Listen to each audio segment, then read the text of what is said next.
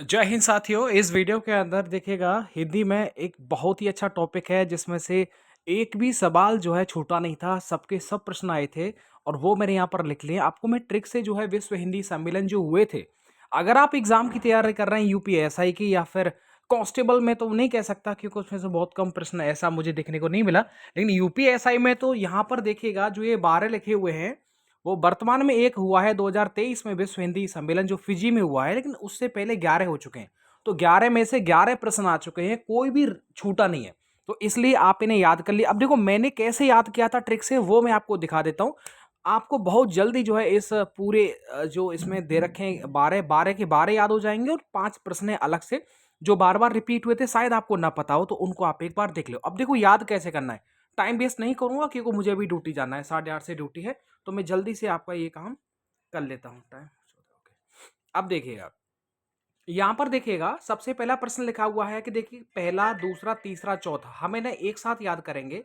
कैसे? देखिएगा, पहला विश्व हिंदी सम्मेलन 1975 में हुआ था, दूसरा 76 में, तीसरा 83 में और चौथा 93 में। पहला हुआ था नागपुर भारत में, और दूसरा जो 1976 में हुआ था वो मॉरिशस में हुआ था, तीसरा दिल्ली भारत में हुआ था, और चौथा जो हुआ था वो मॉरिशस में हुआ था। याद आपको ऐसे करना है। देखिएगा, पहले को एक छोड़ना है आपको, ठीक है। पहले को मिला दीजिए 3 से, पहले को मिला दो 3 से, तो ये आपका हो जाएगा। यानी कि पहला और तीसरा जो है ये आपका भारत में हुआ था, याद हो जाएगा। पहले मैं आपको स्थान बता देता हूं। फिर आपको क्या करना है, फिर आपको करना है कि ये दूसरा है को चौथे से मिला दीजिएगा, तो याद हो जाएगा पहला तीसरा दूसरा चौथा, पहला तीसरा दूसरा चौथा। तो बस ये याद करना आपको, यानी पहला तीसरा 10वें, यानी पहला तीसरा और 10वें नंबर का जो जो था वो हुआ था भारत के अंदर, और दूसरा चौथा 11वां जो था वो मॉरिशस में हुआ था। याद हो जाएगा। अच्छा, अब ये स्थान तो हमको याद हो जाएंगे, 3-4 बार रिवीजन करेंगे, याद हो जाएंगे। इसके बाद में देखो इन डेट को आप मतलब ईयर को कैसे याद करेंगे। देखो 75 के बाद 76 आता है, तो ये एक जोड़ा याद कर लो, 75 76 83 93। क्या? 75 76 83 93 याद हो जाएगा। ये इस तरह से मैंने जो है जोड़ा याद किया था। अब इसके बाद में अगला देखेगा। अब ये 4 हमारे याद हो चुके हैं। चलिए 2-3 बार रिवीजन करेंगे तो आप मजबूरी में आपको याद करना पड़ेगा अगर आप ये टेस्ट पेपर देंगे तो, क्योंकि बार बार ये आएगा, आपका नंबर कटेगा, बुरा लगेगा। अब देखिएगा पांचवा छठवां इसे याद कैसे करेंगे। पांचवा नंबर यानी 5, मतलब 5 मैंने ऐसे लिखा। और देखो पांचवा जो हुआ था, अब देखो इसमें कुछ नहीं करना। 93 जो चौथा हुआ था 93 में, इसमें आप 3 जोड़ेंगे तो 96 आ जाएगा, और 96 में 3 जोड़ेंगे तो क्या आ जाएगा बताओ? 99 आ जाएगा। Is that clear? कोई डाउट तो नहीं है? तो ये जो है पांचवा और छठवां, ये इस तरह से इनके जो ईयर हैं वो याद हो जाएंगे। आपको जस्ट क्या करना है, चौथे में 3 जोड़ना है और 5वें में 3 जोड़ना है। इस तरह से अगला आता चला जाएगा। अब देखो याद कैसे करना है इसको। देखिए पांचवा, ये एस लिखा हुआ है ना, 5 एस, एस दिख रहा है। तो देखो पोर्ट ऑफ स्पेन में जो एस है वो भी ये देखो ऐसा लग रहा है, तो ये याद हो जाएगा आराम से। ये पूछा जाता है कि पांचवा कहाँ हुआ था। ज्यादातर ये जो साल है वो बहुत कम पूछी जाती है। बस मैंने तो ऐसे ही याद कर रखा है। 5 मतलब 5 मतलब 5 जो होता है एस जैसा लगता है, तो स्पेन है, तो पोर्ट ऑफ स्पेन याद हो जाएगा। अब देखिएगा यहाँ पर देखो छठवां, और छठवां जो है, अब देखो छठवां, देखो ये क्या लिख रहा है, 6 लिखा हुआ है। क्या लिखा हुआ है? 6।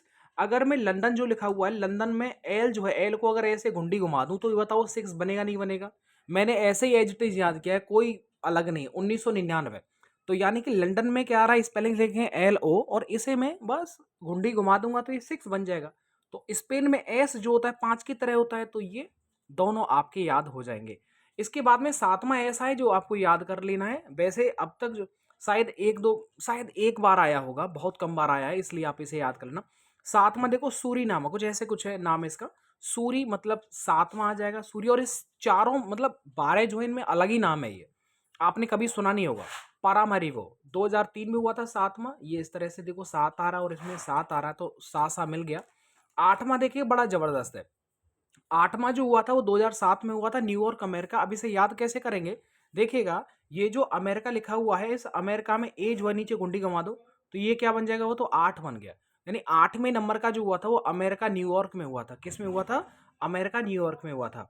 9वें नंबर का देखिएगा, नौमा मतलब नो, मतलब नो, नो का मतलब क्या होता है? नौ। अब देखो मैंने ऐसे याद कर दिया कि साउथ अफ्रीका, मैं गया था नाइजीरिया में, मैं लगभग 1.5 महीने रहा हूँ, जो मैं मर्चेंट नेवी में था।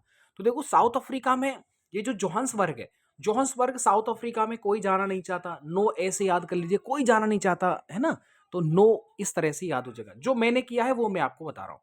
इसके बाद में देखो 10वें नंबर का मैंने आपको पहले ही बताया था, क्या बोला था, 1, 3, 10, ये जो 3 है ये तीनों को तीनों भारत में हुए थे।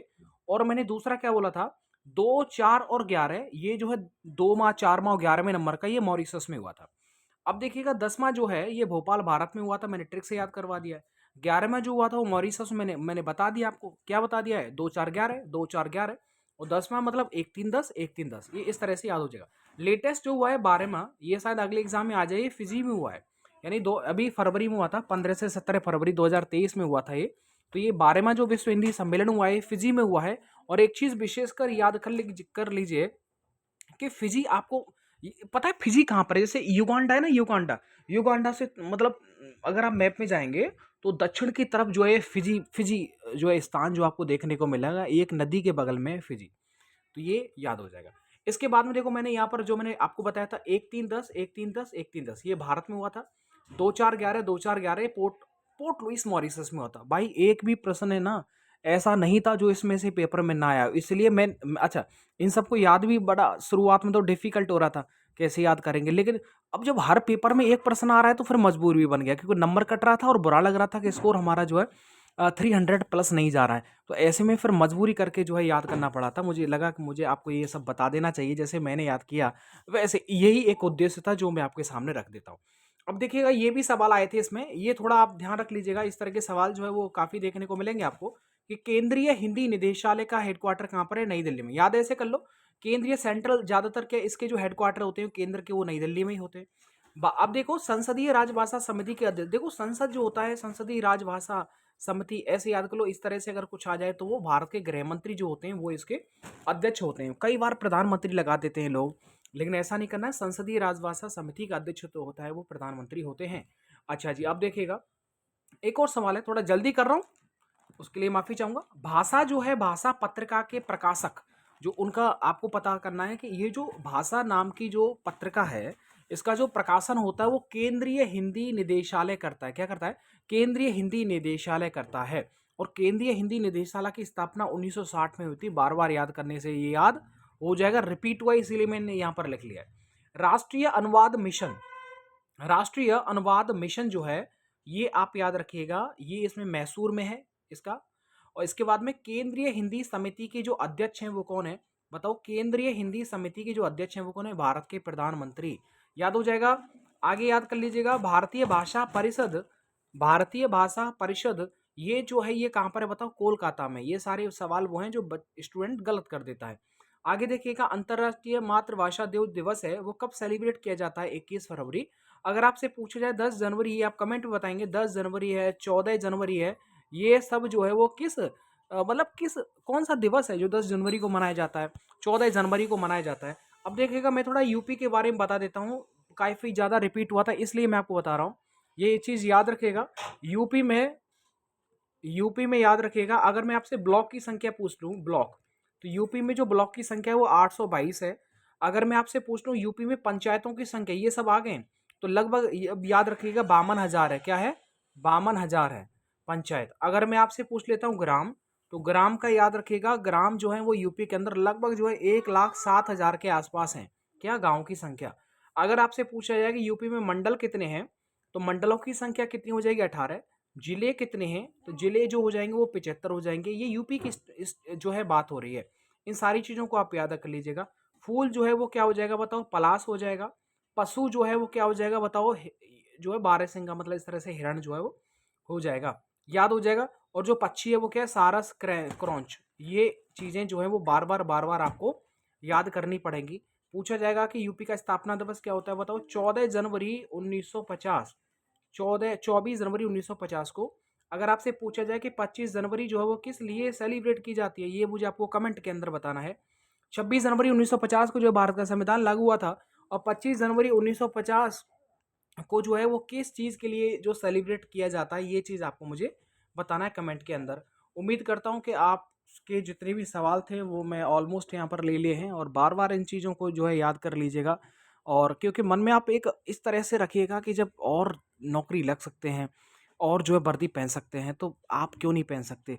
बस लगातार मेहनत करने की ज़रूरत होती है। आप अगर 1 डेढ़ 2 महीने भी ना लगातार अगर आप चालू कर देंगे पढ़ाई को, तो मेरा विश्वास है कि आप जो है बहुत कुछ जो है जान जाएँगे, सीख जाएँगे। रिज़ल्ट क्या रहेगा वो तो only only time knows and God knows, भगवान जानता है या समय जानता है क्या होगा रिज़ल्ट। लेकिन आप मेहनत ना करें ये तो गलत बात है। अगर आप सक्षम हैं और लग रहा है कि आपका मन कह रहा है कि आपको प्रयास करना चाहिए, देखो मन तभी बोलता है जब ऊपर वाले ने किसी भी डायरेक्ट या इनडायरेक्ट तरीके से वहाँ पर जब किसी भी विद्यार्थी को पहुँचाना होता है, तो उसका ज़रूर उसका मन है और उसके जो काम है या फिर उसका जो मस्तिष्क है वो काम करने लग जाता है। क्योंकि उस लक्ष्य तक पहुँचने के लिए आपको पढ़ाई का सहारा और भगवान जो है वो इस तरह से आपको बना देता है और सपोर्ट करता है। तो उम्मीद करता हूँ आप सबको जो है वो पता होगा और नया जो वीडियो है बहुत जल्द आ जाएगा। इसी तरह के अगर आप और वीडियो चाहते हैं तो ज़रूर मैं पढ़ता हूँ, आपको मैं जो भी ट्रिक मेरे को समझ में आ जाता है मैं बना लेता हूँ। आपको मैं जो है शेयर करूँगा अगर आप चाहेंगे कमेंट के अंदर। Thank you so much.